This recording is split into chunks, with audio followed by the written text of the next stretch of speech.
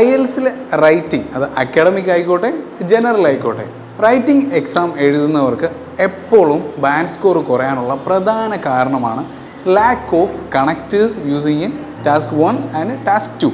I am IELTS trainer of VMAX Academy, Karunagapalli branch. So, today we are going to discuss about characters for high band score.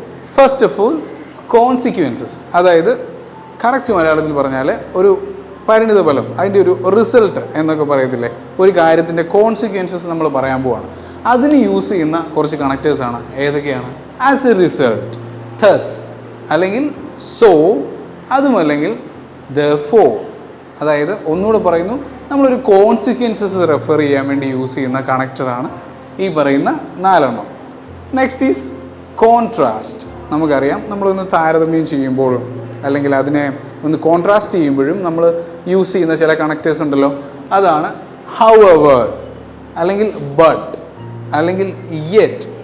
So അതുപോലെ തന്നെ where as, എന്നിരുന്നാലും എന്നുള്ള മീനിങ്ങിനാണ് however എന്ന് വരുന്നത്. Last one adding ideas.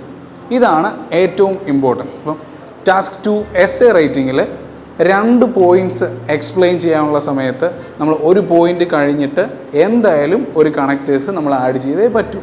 So ഇങ്ങനെ points add ചെയ്യുക അല്ലെങ്കിൽ ideas add ചെയ്യാൻ നേരം നമ്മൾ യൂസ് ചെയ്യുന്ന കണക്റ്റേഴ്സാണ് മോർ ഓവർ ആണ് മോസ്റ്റ് കോമൺലി യൂസ് ചെയ്യുന്നത്.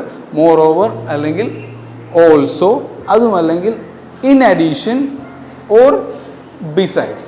So moreover and in addition to that is the best, I think. So follow BMAX for more tips. Thank you.